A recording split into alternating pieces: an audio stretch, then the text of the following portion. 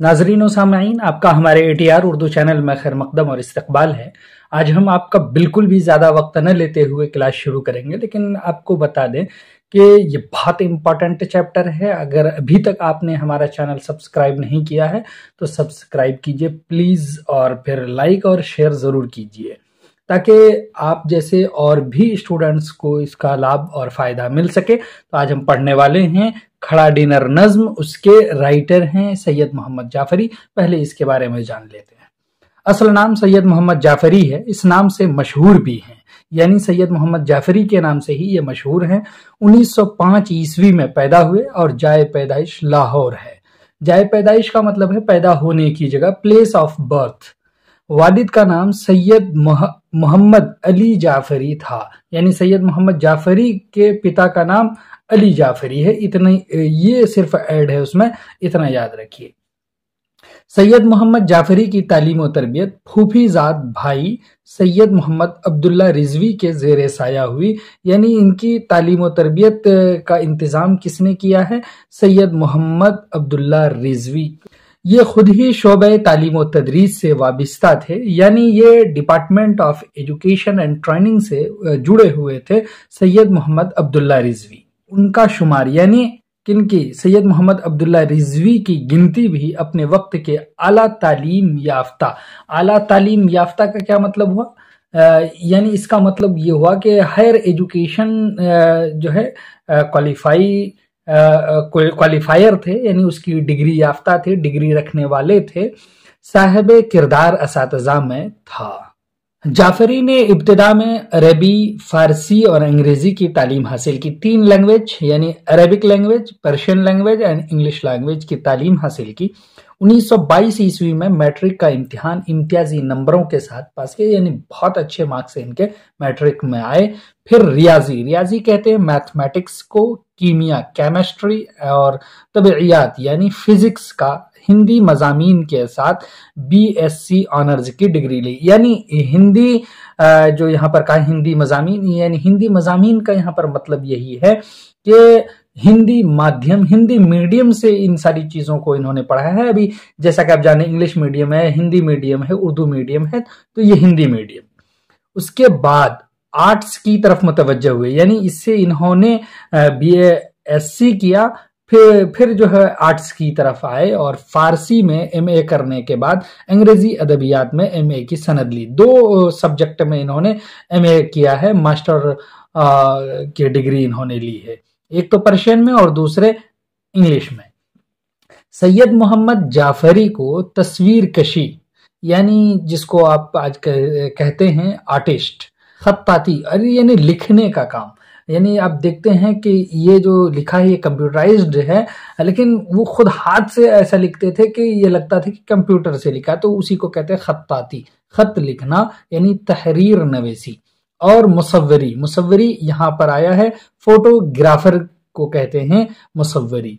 से भी दिलचस्पी थी, यानी इंटरेस्ट था। उन्होंने इस फन में भी महारत हासिल की, कॉलेज ऑफ आर्ट्स में दाखिला लिया और अब्दुर्रहमान चौगताई और फिरोजुद्दीन जैसे माहिरीन फन से इक्तिसाब किया, यानी इस फन में इनके उस्ताद हैं अब्दुर्रहमान चौगताई और फिरोजुद्दीन। जबकि जो एक रिवायती और रस्मी तालीम है उसमें इनके बहुत सारे डिग्रियां भी हैं और उस्ताद भी हैं, असातिज़ा भी हैं। अगर ये पूछा जाएगा तो यही पूछा जाएगा अब्दुर्रहमान चौगताई से इन्होंने सैयद मोहम्मद जाफरी ने किस चीज़ की तालीम हासिल की, या कौन सा फ़न सीखा है, या किस फ़न में उनसे महारत हासिल की है। महकमा इत्तलाआत के अहम मनसब पर फाइज रहे, महकमे की तरफ से तेहरान भी गए, यानी आपको महकमे की तरफ से तेहरान भेजा गया था। सैयद मोहम्मद जाफरी को महकमे की तरफ से कहाँ भेजा गया था? 1966 ईस्वी में सुबुकदोश हुए, यानी आप रिटायर कर गए हैं। 7 जनवरी 1976, यानी रिटायर होने के 10 साल के बाद सैयद मोहम्मद जाफरी का इंतकाल हो गया, देहांत हुआ, वफात हो गई। शोखिए तहरीर सैयद मोहम्मद जाफरी की मिजाहिया शायरी का मजमुआ है, ये बहुत इंपॉर्टेंट है, ये याद रखना है आपको। ये किताब का नाम भी पूछा जा सकता है, इस तरह से भी पूछा जा सकता है। सैयद मोहम्मद जाफरी की मिजाहिया शायरी का मजमुआ किनका? यह शोखिए तहरीर किनकी किताब है? और ये शोखिए तहरीर जो है मिर्जा गालिब के शेर में आया है, वो भी दे करके पूछा जा सकता है, तो याद रखिएगा। نقش فریادی ہے کس کی شوخی تحریر کا، کاغذی ہے پیرہن ہر پے کرے تصویر کا۔ تو وہاں پر آیا تو یہ اسی کے شعر سے جو ہے انہوں نے شوخی تحریر کتاب کا نام رکھا، وہاں سے لے کر۔ جعفری کی زبان میں پختگی اور چاشنی تھی، عروض و وزن اور الفاظ و تراکیب پر بھی پورے اترتے ہیں۔ تو چلیے ان کی نظم اب دیکھ لیتے ہیں، بہت بہترین نظم ہے کھڑا ڈنر، اور اس کی تشریح جو ہے آپ کرنے سے پہلے قرأت دیکھ لیجئے، یعنی پڑھنا اگر آگے آپ کو تو سمجھ جائیں گے، ہم اسی طرح سے پڑھیں گے تاکہ آپ کو سمجھ میں آ جائے۔ کھڑا ڈنر، کھڑا ڈنر ہے غریب الدیار کھاتے ہیں، بنے ہوئے شترے بے مہار کھاتے ہیں، اور اپنی میز پر ہو کر سوار کھاتے ہیں، کچھ ایسی شان سے جیسے ادھار کھاتے ہیں۔ شکم غریب کی یوں فرسٹ ایڈ ہوتی ہے، ڈنر کے سائے میں فوجی پریڈ ہوتی ہے۔ کھڑے ہیں میز کنارے جو ایک پلیٹ لیے، انہی نے کوفتے اپنے لیے لپیٹ لیے۔ ادھر ادھر کے جو کھانے تھے سب سمیٹ لیے، کھڑا تھا پیچھے سو میں رہ گیا پلیٹ لیے۔ یہ میز ہو گئی خالی اب اور کیا ہوگا، پلاؤ کھائیں گے احباب فاتحہ ہوگا۔ تھی ایک مرغ کی ٹانگ اور رقیب لے بھاگا، میرا نصیب بھی جاگا پہ دیر میں جاگا۔ کباب اٹھایا تو اس میں لپٹ گیا دھاگا، ڈنر یہ کیا کہ نہ پیچھا ہے جس کا نہ آگا۔ یہ کیا خبر تھی میں آیا تھا جب ڈنر کھانے، حقیقتوں کو سنبھالے ہوئے ہیں افسانے۔ حقیقتوں کا نہ کہنا زمانہ سازی ہے، یہ شخص دیکھنے میں بڑا نمازی ہے، یہی اڑائے گا مرغی جو موٹی تازی ہے۔ ڈنر یہ کیا ہے، یہ گھڑ دوڑ کی سی بازی ہے، لگائی بھوک میں مہمیز جس نے پار ہوا، نہیں تو میری طرح سے ڈنر میں خار ہوا۔ وہ ایک میز خواتین گرد صف آرا، لبوں سے ان کے رواں گفتگو کا فوارہ۔ میں ایک گوشے میں سہما کھڑا ہوں بیچارہ، کہ یہ ہٹیں تو اٹھاؤں میں نان کا پارا۔ اسیر حلق اے خوباں جو مرغ و ماہی ہیں، تو ہم شہید ستم ہائے کم نگاہی ہیں۔ یہ پوری نظم کی قرأت ہو چکی ہے، اب ہم اس کے ایک ایک بند کو پڑھیں گے، اس کی تشریح کریں گے۔ سب سے پہلے تو آپ یہ دیکھ لیجئے کہ یہ کھڑا ڈنر مسدس کی حیثیت میں ہے۔ مسدس کی حیثیت کا مطلب کیا ہے؟ 1 2 3 4 5 6 یہاں تک ایک بند ہے، 6 مصرے ہیں، اسی لیے اس کو کہتے ہیں مسدس۔ حیثیت کے اعتبار سے مسدس ہے، یعنی بناوٹ کے اعتبار سے یہ مسدس، ایک بند 6 مصرے میں بات پوری ہوئی ہے، تو یہ ایک ظریفانہ نظم بھی ہے۔ تو یاد رکھیے گا یہ دونوں باتیں۔ اب یہاں پہ کیا کہہ رہا ہے؟ کھڑا ڈنر ہے غریب الدیار کھاتے ہیں۔ غرض کے شاعر نے جدید طرز کو یہاں پر اپنے مزاح کا نشانہ بنایا ہے۔ کہہ رہا ہے کہ غریب الدیار جو اجنبی لوگ ہیں، باہر سے آئے ہوئے لوگ ہیں، وہ کھڑے ہو کر ڈنر کھاتے ہیں، اب بنے ہوئے شترے بے مہار کھاتے ہیں۔ جب وہ اس طرح سے کھاتے ہیں تو ایسا فیل ہوتا ہے، ایسا لگتا ہے کہ یہ ایسے شتر ہیں جو بے مہار ہیں، یعنی بے نکیل ہیں، یعنی شتر کہتے ہیں اونٹ کو، یعنی بے لگام اونٹ کی طرح سے کھاتے ہیں، اور اپنی میز پر ہو کر سوار کھاتے ہیں۔ یعنی یہ جو فیشن چل رہا ہے تو ایک دم ایسا محسوس ہوتا ہے کہ گویا کہ میز پر ہی یہ سوار ہو گئے ہیں اور اس طرح سے کھا رہے ہیں، اور پھر اس پر یہی نہیں، ایسے شان اور ایسے ٹھاٹ باٹ جو ہے ظاہر کرتے ہیں، اور جیسے ایسا فیل ہو رہا ہو کہ ادھار کھاتے ہیں، دوسرے کا کھا رہے ہیں۔ شکم غریب کی یوں فرسٹ ایڈ ہوتی ہے۔ شکم کا مطلب ہوتا ہے پیٹ، غریب کی پیٹ فرسٹ ایڈ کی طرح سے ہے۔ ڈنر کے سائے میں فوجی پریڈ ہوتی ہے، یعنی جس طرح سے فوجی پریڈ کر رہے ہوتے ہیں، یہاں ڈنر کے نام پر فوجی پریڈ کر رہے ہیں۔ کھڑے ہیں میز کنارے جو ایک پلیٹ لیے۔ اب اس میں جو کیا کرتے ہیں، کھانا لینے کے لیے لائن میں جو کھڑے ہوتے ہیں تو اسی کی منظر کشی کر رہا ہے۔ کہہ رہا ہے ایک پلیٹ لیے میز کے کنارے کھڑے ہیں، انہی نے کوفتے اپنے لیے لپیٹ لیے۔ یعنی جو ہم سے پہلے تھے وہ کوفتے وغیرہ جو جو چیزیں تھیں وہ سب لے لیے ہیں، اور یہاں صرف کوفتے کا تو نام دیا ہے۔ ادھر ادھر کے جو کھانے تھے سب سمیٹ لیے، یعنی جو بچا کچا تھا سب اس نے جو ہے لے لیا ہے۔ کھڑا تھا پیچھے سو میں رہ گیا پلیٹ لیے، یعنی کھانا ختم ہو گیا تو اب ہمارے حصے میں کچھ نہیں آیا، ہم کھڑے کے کھڑے رہ گئے۔ یہ میز ہو گئی خالی، اب اور کیا ہوگا؟ پلاؤ کھائیں گے احباب، فاتحہ ہوگا، میز تو خالی ہو گئی ہے، اب کیا کرنا ہے؟ یہ ایک محاورہ ہے، پلاؤ کھائیں گے احباب، فاتحہ ہوگا۔ تھی ایک مرغ کی ٹانگ اور رقیب لے بھاگا۔ کہہ رہے ہیں کہ آخر میں جب یہاں دیکھا کہ وہ کوفتے لپیٹ لیے، میں پیچھے تھا کھڑا، دیکھتا قد منہ تاکتا رہا۔ یہاں پر ایک بات اب آگے سے کہہ رہے ہیں اس بند میں کہ ایک مرغ کی ٹانگ وہاں پر تھی، وہ کون لے بھاگا؟ رقیب لے بھاگا۔ میرا نصیب بھی جاگا پہ دیر میں جاگا، یعنی ہم کو بعد میں دھیان آیا کہ ایک تو ہے اسی کو سمیٹ لو، نہیں لیا۔ کباب اٹھایا تو اس میں لپٹ گیا دھاگا۔ اب یہی نہیں، نصیب کی بات کر رہے ہیں کہ وہاں پہ بچا ہوا تھا کباب، وہ اٹھایا تو اس میں دھاگا لپٹ گیا تھا۔ ڈنر یہ کیا کہ نہ پیچھا ہے جس کا نہ آگا، یہ کچھ بھی نہیں، نہ آگے پیچھے اس کا کچھ نہیں ہے۔ ایک محاورے کے طور پر بھی یوز کرتے ہیں ہم، یعنی کہہ لیجیے ضرب المثل کے طور پر۔ یہ کیا خبر تھی میں آیا تھا جب ڈنر کھانے، ہم کو یہ پتہ ہی نہیں تھا کہ جب ہم ڈنر کھانے آئے تھے۔ حقیقتوں کو سنبھالے ہوئے ہیں افسانے، کہ یہ سب جو ہے بیکار کی باتیں ہیں۔ حقیقتوں کا نہ کہنا زمانہ سازی ہے۔ کہہ رہے ہیں کہ اگر حقیقتوں کا ہم ذکر نہیں کریں گے تو اس کا مطلب یہی ہو جائے گا کہ ہم بھی زمانے کی طرح ہیں، زمانہ سازی ہیں، مطلب ہمارے اندر نہ مروت ہے نہ غیرت ہے۔ یہ شخص دیکھنے میں بڑا نمازی ہے، یعنی دیکھنے میں صرف جو ہے نمازی ہے۔ اب آپ سمجھ سکتے ہیں اس حلیے سے، یعنی جو بھی نمازی اپنے آپ کو پیش کرتا ہے، اس کا مطلب ہے کہ وہ ساری چیزیں اس کی جو ہے خوف خدا کے لیے ہوتی ہیں، اللہ کے لیے ہوتی ہیں۔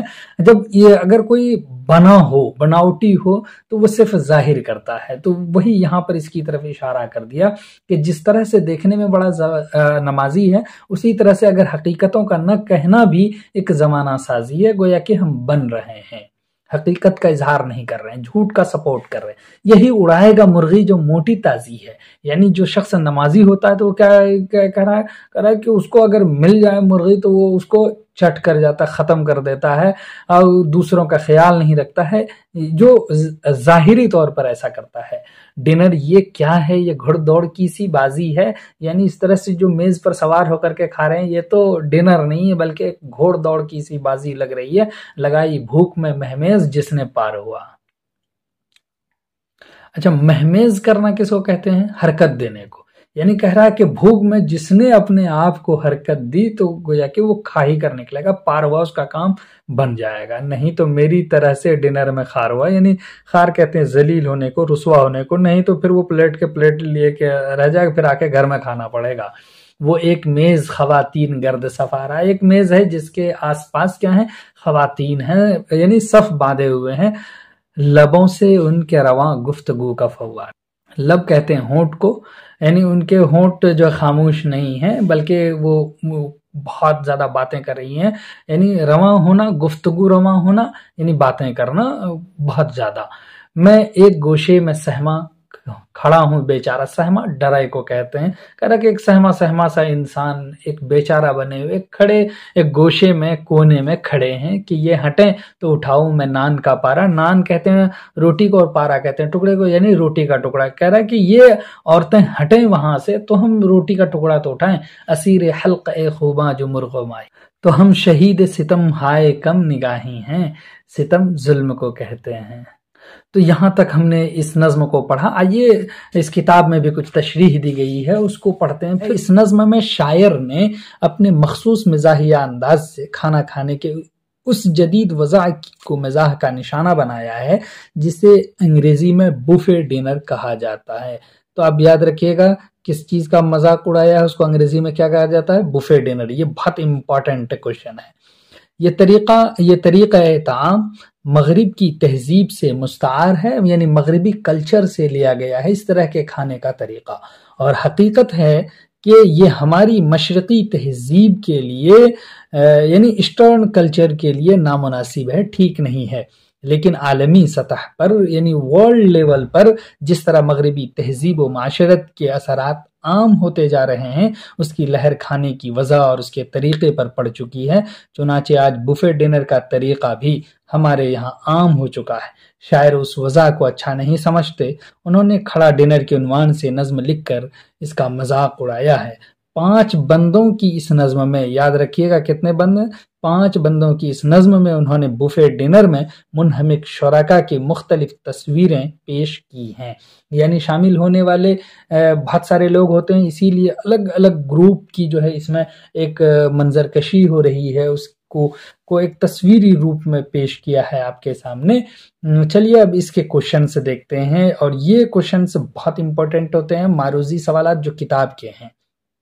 سید محمد جعفری کی سن پیدائش کب ہے؟ تو 1905 عیسوی ہے، الف میں دیا ہے اور یہ کریکٹ ہے۔